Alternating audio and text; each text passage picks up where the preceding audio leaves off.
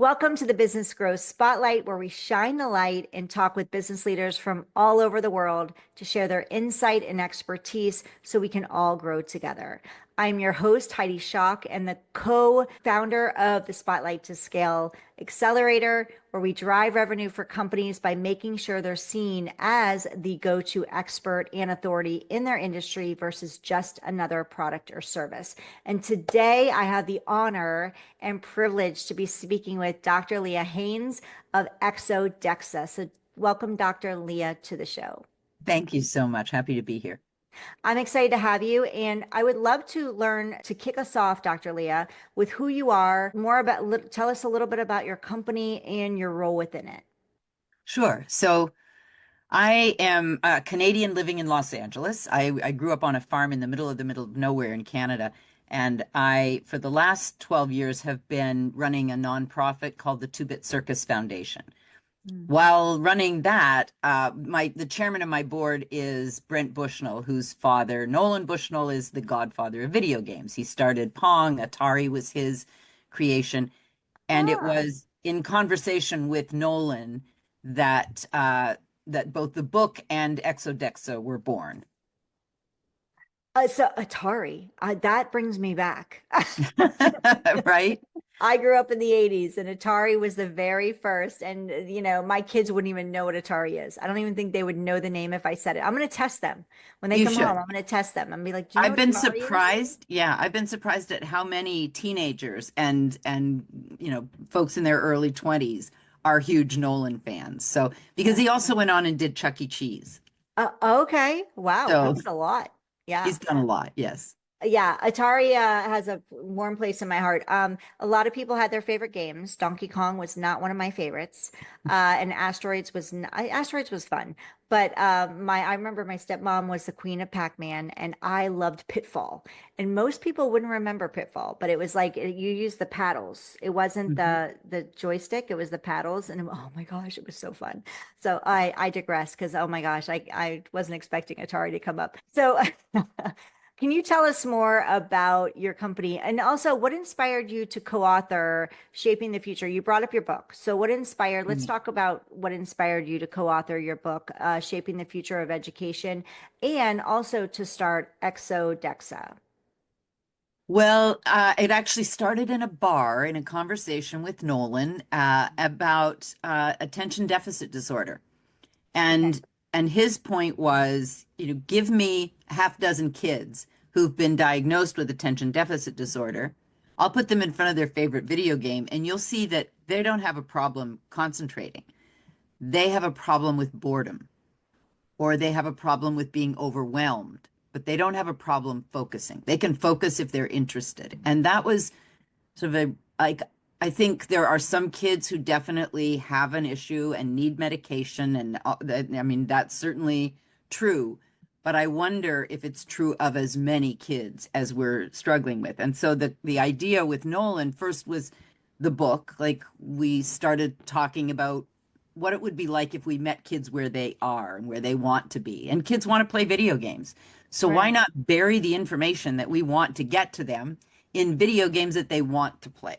Because there are a lot of educational video games that have been floating around for the last 5, 6 years, but most of them, kids would choose it over a lecture, but they're not going to play it on Saturday, right? They're going to Right. play it because they have to play it for school, but that's the end of that. So Nolan and I, over time, developed the plan to build a game that is very game forward. It's we have an amazing executive producer of the game, and he's basically written an outline for a science fiction novel or movie that we are turning into a game, and we're using international baccalaureate curriculum for the content, and it's really the I like nothing has changed really in education in 100 years. We still batch kids by age. We Right. still have them, go through curriculum, and there's a person at the front of the room who's giving them all the information that they're supposed to collect. I think education, and this is like Nolan and I together, believe that education needs a complete overhaul. It's not about tweaking it around the edges anymore. It's about rethinking everything about the way we teach kids. It shouldn't be so painful for children. It shouldn't feel like punishment. If they have to stay for summer school, it's like that's just like they should want to be there. They should be so engaged in what they're working on. So it's a combination of a video game, of individualized education, and ultimately in stop batching kids by age and batch them by interest, and then within the interest have levels. Like a novice is the person who's just learning about it. The expert might be a student who's 15 and who's been doing this for 10 years. So, but and because also when you're out in the workforce, when do you ever have an opportunity to only work with people your own age? Like it's just not, and being able to collaborate, that sort of thing. So our idea for education is rather radical, but it's also very doable, especially in a world that now has AI and adaptive learning software, and just the ability for individualized learning without it being a burden to the teacher. Yeah. I'm really excited to have this conversation with you because my son is diagnosed ADHD, and I'm like he's on medication, and we fought Mhm, it for years. And mhm, he went from a private school where we knew it was happening. I actually had him tested for allergies to see if that was part of, when he was right, 4 years old, which was traumatic because they do scratch testing, and that's just horrific for a mother right. to watch your child go through that. And he's not scarred from it. I'm scarred from it. But at the same time, we thought that was the best way to figure out what was happening with him. Is he eating the wrong foods? How can we help him, be more focused? And luckily I was blessed with a teacher who had a child like that. And she was like, I only see your child maybe once every 5 to 10 years. Mm, He's brilliant, mhm, and he's also not able to sit here and focus. mhm, So what are we going to do to make it? And she would support him by setting him out, like setting him out of the room, get your wiggles out. Like she didn't make right, him feel bad about it. She knew right. like he's definitely different, but we Mhm, got to like work with him. mhm, And they don't have the tools and resources in private schools to be able to support him, unfortunately. The public schools do, right. but also, so they, as soon as we moved him to a public school, they quickly were like, brought us in very quickly, all the teachers, and we're like, he needs support, and the pill is the best way to go.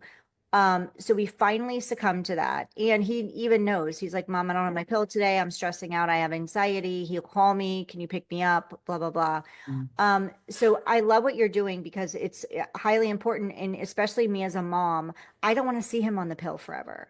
right. He's 14 now. This has been going on since third grade. Mm, He's now in eighth grade, so 5 years, and he's moving into high school. And I'm seeing his personality changing. And yes, it's a middle school thing. I get that. And also, I'm concerned it's also a medication thing, as right. well. So, and he's very into his games. And I'm not a gamer. His father's not a gamer. Also, we're a split family, but we also work together for our children. So we've got that going. They're very well adjusted. But he's a gamer, and that was hard for me to deal with too. So let's talk about that because there's a lot I want to talk into as far as like gamification. Right. And also like we hear a lot about, and I hear a lot about, oh, you shouldn't be allowing your children to have that much screen time. But I know for my child it's important. So I want to tap into that in many different ways. So first, how does gamified learning improve student engagement and their retention? Well, there are a few things in what you were saying that I'd like to unpack as well, but there, I mean, you see it with your son. He really into his games. And there's a lot of fantasy in the games, and there are a lot of things they have to remember. There's new research as of the last 5 or 6 years about the benefits of video game playing on the developing brain. It creates rigor because they get to a level, they want to get to the next level, and they Yeah. they will work and work, and if they fail, they get back in there and they work at it and they work at it. So that those are skill sets that are really important to the rest of their lives. So the argument about screen time, in my opinion, is gone because in our kids' future, everything will be a screen. They'll operate their groceries through a screen. They'll operate their everything in their home, their refrigerator, all of it will be based on digital connections. And the other thing for your son, school is freaking boring for most kids. There's nothing there that's relevant to their life. So our approach is, if you want to teach math, find out what the child's interested in and teach math around that interest, right? They're interested in baseball, you talk about stats. If they're interested in cars, you talk about engineering, and if you give them a challenge, like we build maker spaces, the nonprofit I run, we build maker spaces in schools. So we have like a challenge where today you're going to build your version of an eco vehicle of the future. And here's your budget. So you've added math by giving them a budget. Like what we try to do is engage them in their interest so that they are already curious about what's next, what else can I learn about this. So, and that again, that's individualized learning. And the other thing about individualized learning is it removes the humiliation from the classroom. The only person who knows where you are in your studies are you, the software, your teacher, and your parents. The rest of the kids don't know who's where and who's an A student and who's a. I, throughout my life, was a solid C student. If I saw an A on my report card, I was pretty sure somebody made a mistake. But I went back to do my PhD very late in life. I was already 50 when I went back to do graduate work, and I am so glad I did it. And it was what I said to myself was, it may take me twice as long as it's going to take the rest of the students because they're younger and smarter than me. Uh, but I'm going to do this. And when I got there, because I was interested, I was there because I wanted to be there. I did fine, and there were no grades in my PhD program. Nobody got A's, B's, C's. It was I was going to say non-denominational, but it was an interdisciplinary PhD, and we all were working on our own. And I was like, why is this not available to children? So I don't know if I completely answered your question there, but it's a huge issue. And if kids could vote, they would not vote for what we're currently doing. Right. No, I agree. And my son would be the first one probably to say, like, I'll ask him and he's like, it's fine today.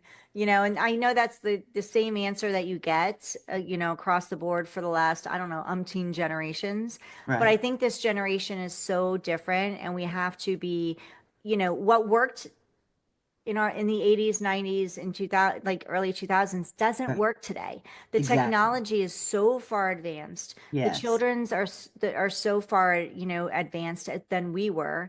Right. We're struggling to keep up with them. My son is teaching me. He's like, if he hears something on my computer, he runs over. He's like, Mom, don't touch that. Don't. If they hear a phone call come in, both my daughter and my son are like, don't answer that. Don't respond to that. Like they can hear from my response. They're so far advanced with so many things. Yeah. It blows my mind. Right. And schools are just not able to keep up with that right now. Well, it's So also why we can't keep teachers in the profession, because we're asking this young generation of new graduate teachers to step back 20 years in technology in order to be in the right. classroom. And it's ridiculous. And it's not even about the expense of doing what we have to do. It's really about like realizing that schools exist for the children to learn, Mm. not so that the administration has the right number of hours for themselves or that they start at the right time. We shouldn't be asking teenage kids to start school at 7:30 or 8 o'clock in the morning. Thank We you. should be starting them at 10:30 or 11 and keep them till 6:30 or 7, keeps them out of trouble later in the day, and we get their peak learning time. Right Yeah. now, we get about 3 hours out of the day where the teenagers are at peak learning. So we know too much to continue doing what we're doing. I'd also like to suggest that your son is the perfect age to do one of the tests with us of the game. And the first experience we had with a student who didn't want to do the test, his dad is our CFO. he said to his dad, I hate games that you have to read something in order to get started. I just want to get in and play. And his dad said, well, you're going to do this one for me. And, it's 40 minutes of your life. You'll be fine.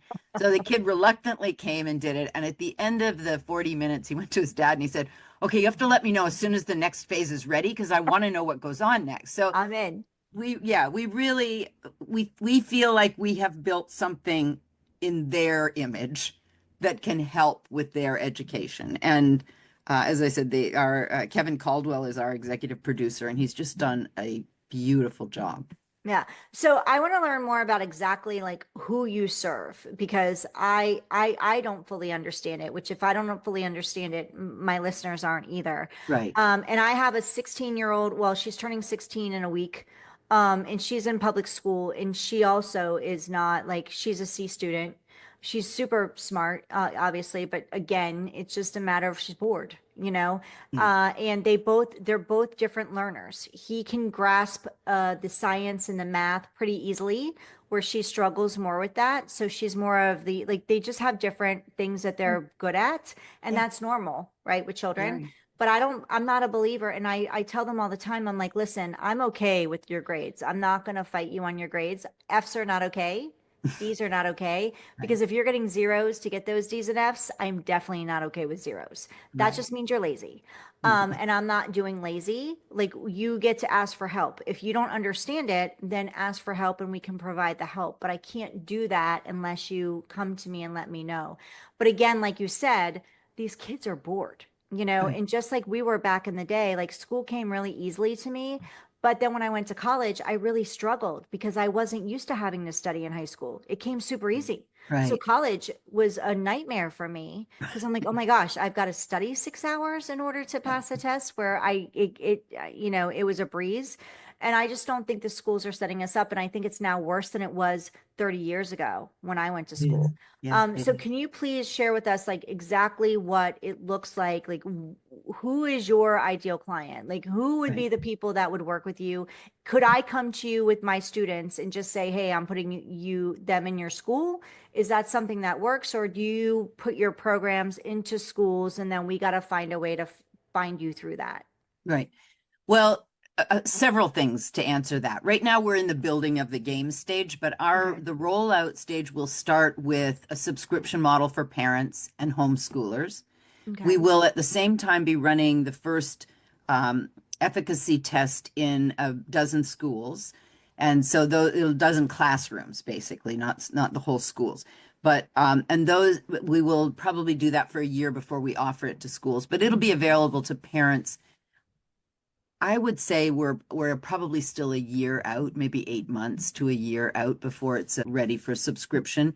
Okay. But and that, as with any startup, is dependent on how much money we raise. But I also want to go back to something you said earlier, because we you were talking about your son being like restless and needing to move around. In the book, I tell a story, I repeat a Sir Ken Robinson told about a young girl who couldn't sit still and she was just disruptive in every class. The parents were always being called in. The mom was just desperate. She was going to take her to a doctor and see. And this is in the like 60s, 70s. So the principal came to her one day and said, I think we have, I think I have a better idea than taking her to a doctor. I think she just has a lot of energy she's got to spend. Why don't you put her in dance class? And so they put her in a really rigorous dance class. So every day after school, she was in this really serious, and it did help her settle and sit through the classes. But the bigger point of it was years later, that girl is became the choreographer for Andrew Lloyd Webber. Wow. And all of that energy, like that principal recognizing that this child just needs to move to learn.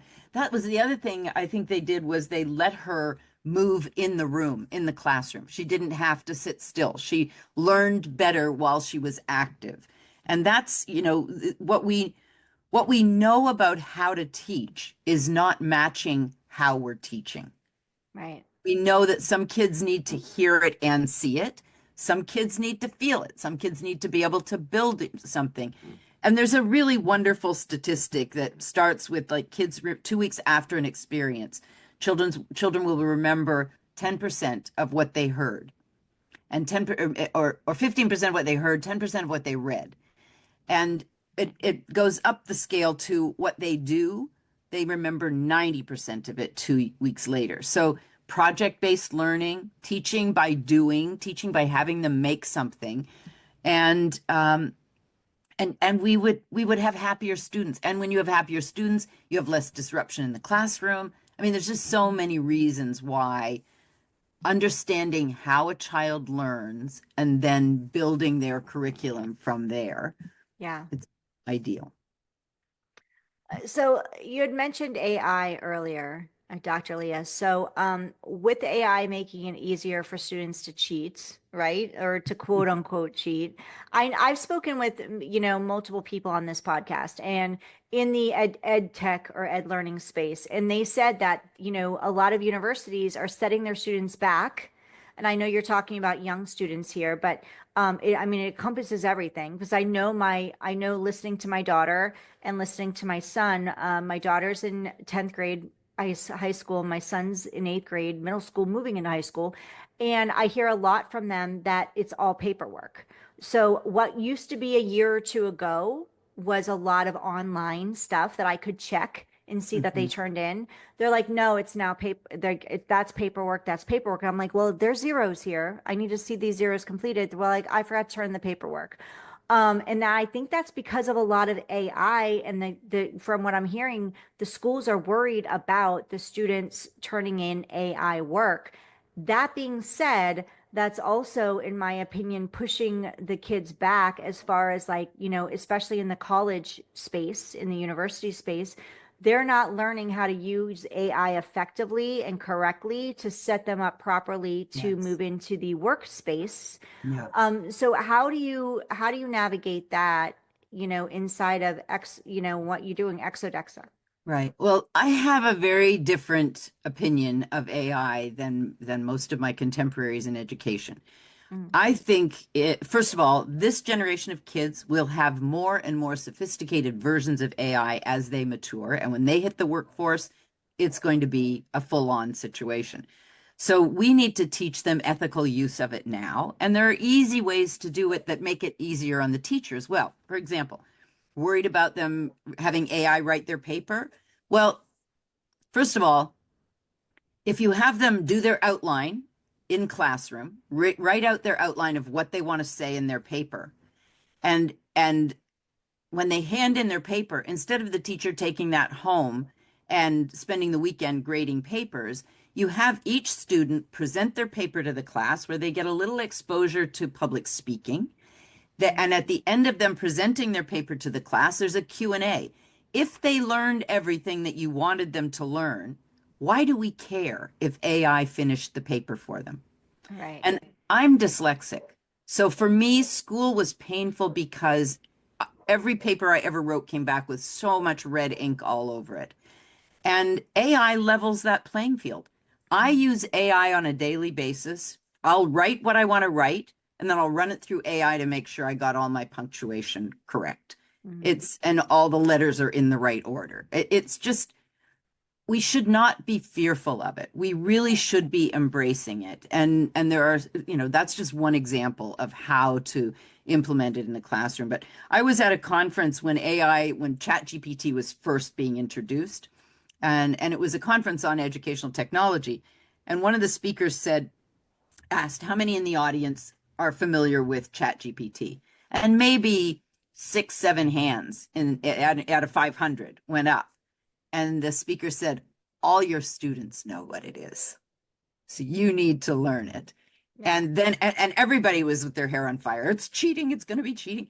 It's not cheating. It's using a new tool that's available. Remember when calculators, well, I remember when calculators came out Yeah. and everybody was, And they oh were my scared of God. those. They were scared Yeah, of those. Yeah. Oh my gosh, yeah, our students aren't going to know how to do math, right. you know. So every technology has a good side and a bad side.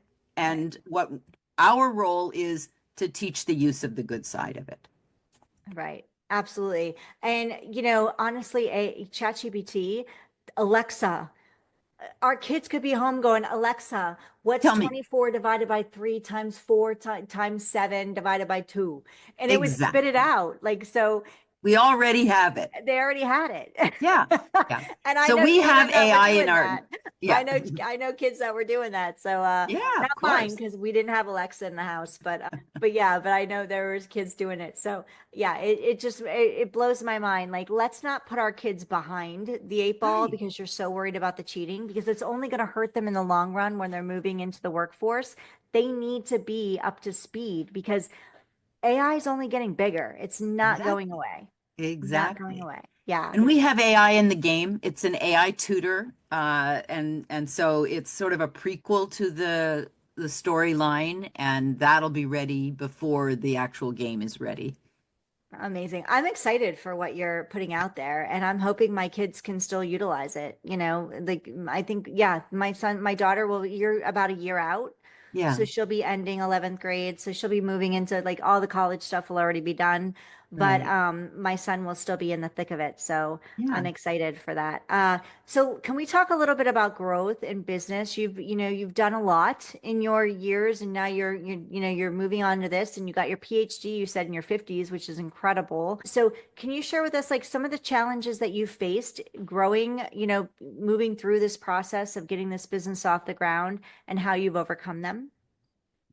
Well, that's a really good question because I think everything that I've done in my life, I've been a fish out of water. I mean, I really, growing up on a farm does not prepare you for business or the realities of city life.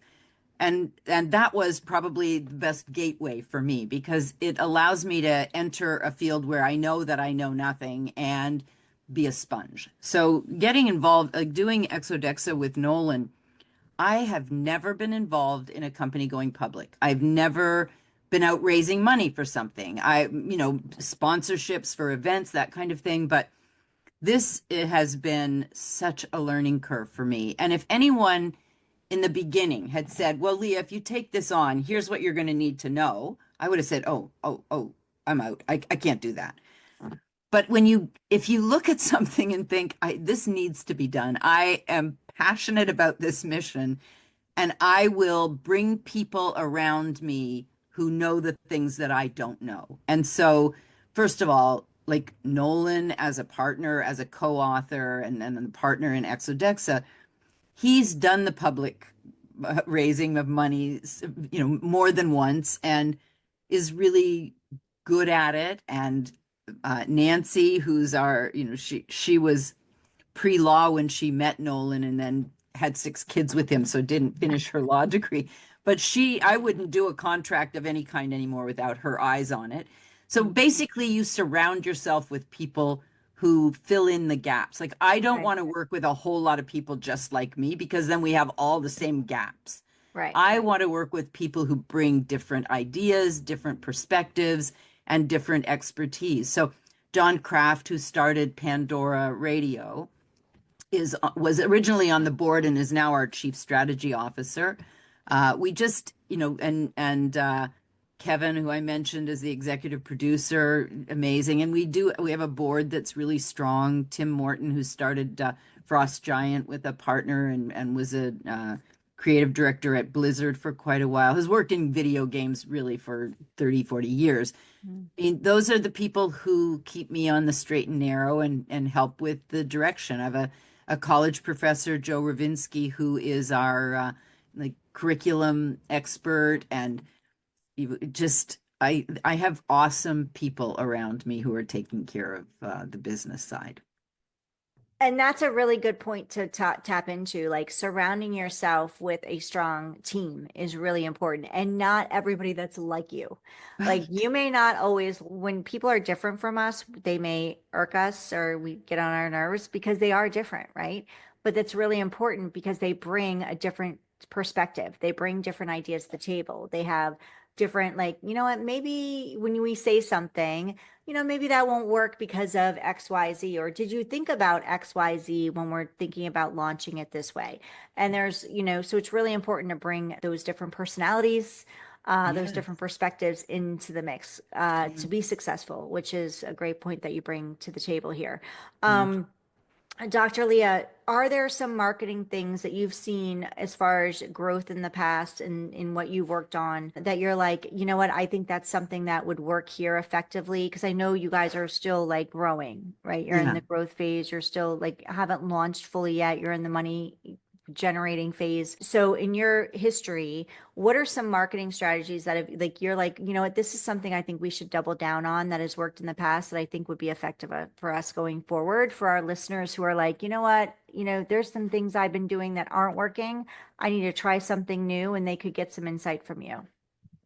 Well, that sort of comes back to something you were saying about the kids and how advanced they are these days. Like these kids are digital natives and they understand the whole social media world.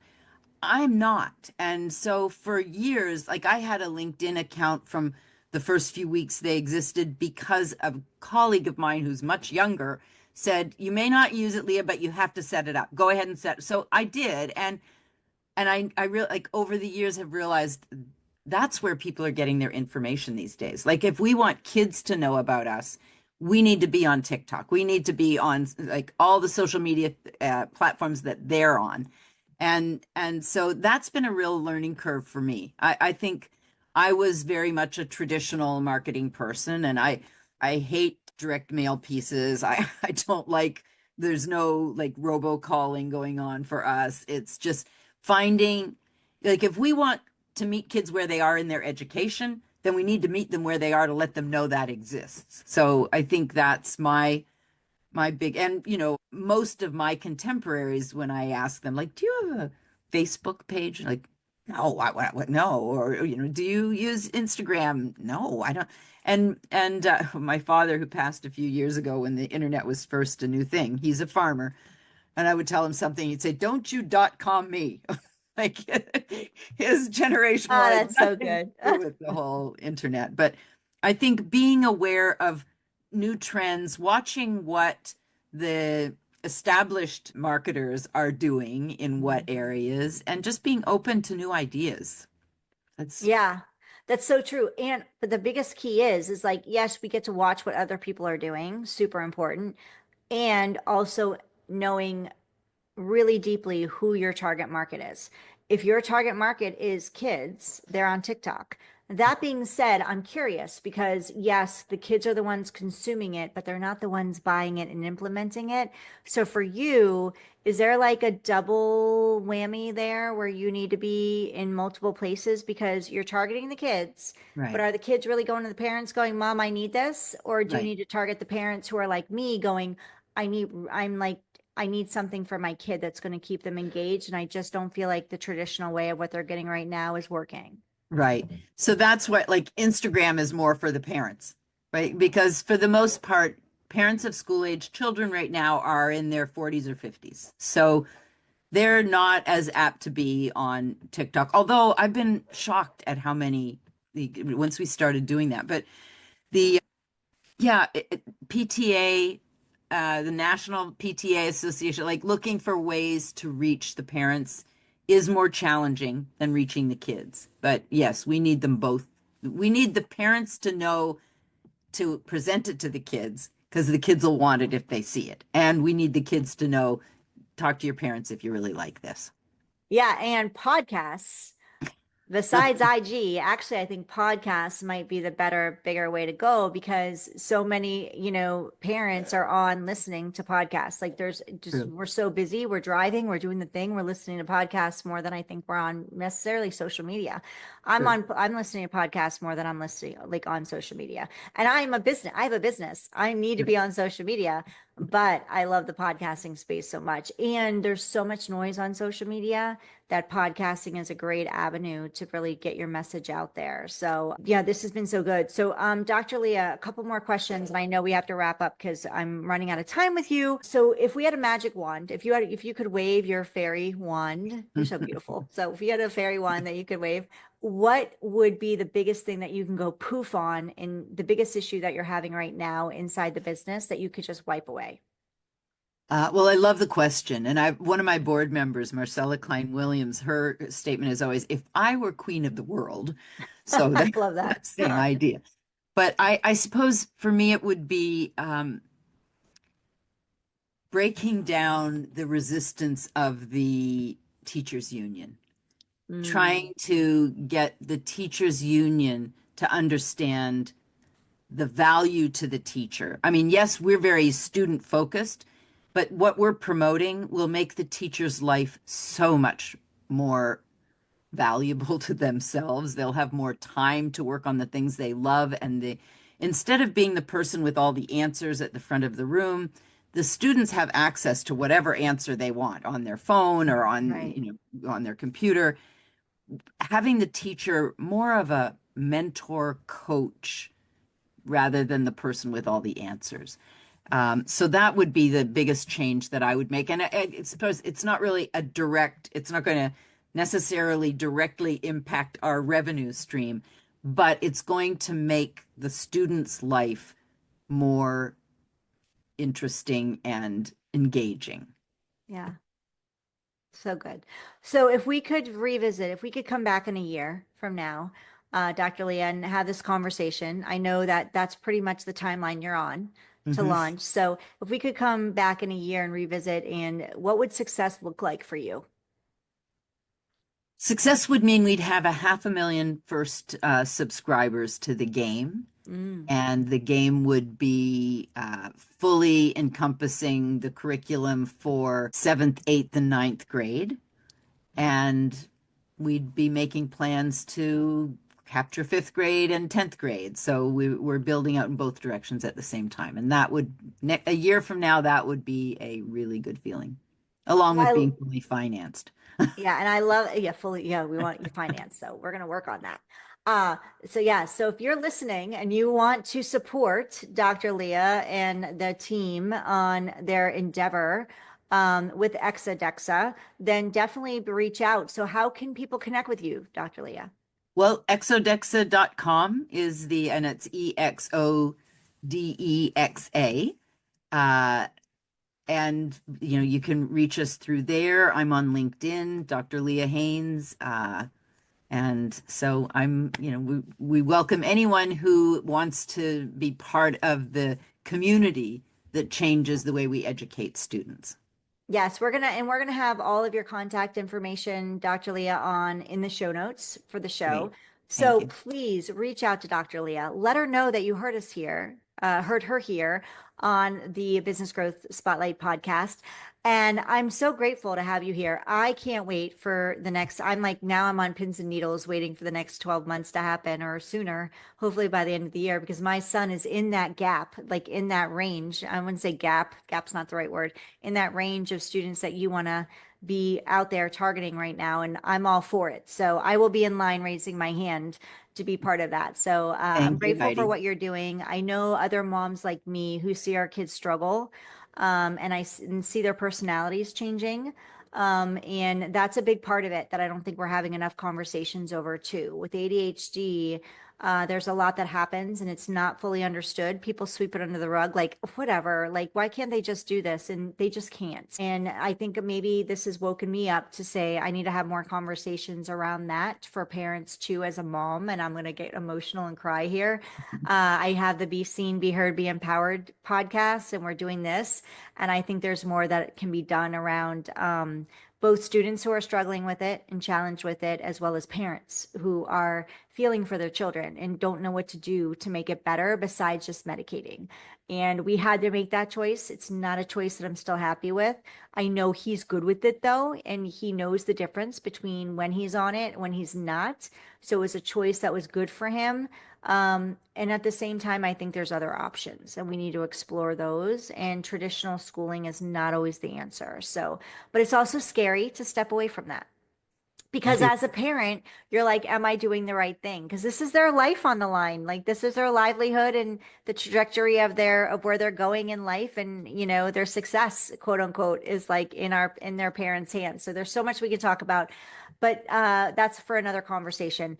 So Dr. Leah, I'm so grateful. You've definitely, my brain is wide open now, so bigger than it was before. I'm grateful for your time, grateful for your expertise, grateful for your knowledge, and for all you're doing in the world to help these students because I know the ripple effect is going to be wide and big. And we're going to be pushing this episode out over and over and over again because I think there's a huge amount of people that need to hear it. So Thank thank you. you. And anything we can do to support you, please keep coming to me and let me know. As a mom, this is like now I'm taking this on as my mission. Thank you, Heidi. Absolutely. Absolutely. So, for you listening, please reach out to Dr. Leah, learn more, especially if you're a parent of a child who is, whether they're ADD, ADHD, or they're just a child that isn't my daughter. I don't know if she is or not. She wasn't diagnosed. But that being said, she's not a traditional learner. So she could use this other way of learning. She's not a gamer, but at the Right. same time, I know there's more fun ways to make children learn and help Well, them let her thrive. know, because you did say she was a C student. Let her know that the majority of CEOs in America were I C did tell her students. that. I did tell her that. Very Yes, good. I did tell her that. I'm like, you're on your way to greatness, baby. So yes, absolutely. So thank you for listening. Thank you for being here, Dr. Leah. So much. So grateful for you. Thank you for listening today with us. If you're watching us on YouTube, please subscribe and leave a comment for Dr. Leah below. If you're listening to us on your favorite podcast platform, please leave us a review. Hopefully it's 5 stars. Leave us if it's 5 stars. And also reach out to Dr. Leah and let her know that you heard her here on the Business Growth Spotlight podcast. If you are a business owner and looking to grow your visibility and you're feeling like you're stuck and you just don't know the next steps to get you there, then go ahead and download our Spotlight to Scale blueprint. You can go grab that at spotlighttoscale.com/blueprint. Again, go check out Dr. Leah, connect with her on LinkedIn, on all of the platforms, and go to the website. And we will see you on the next episode of the Business Growth Spotlight podcast.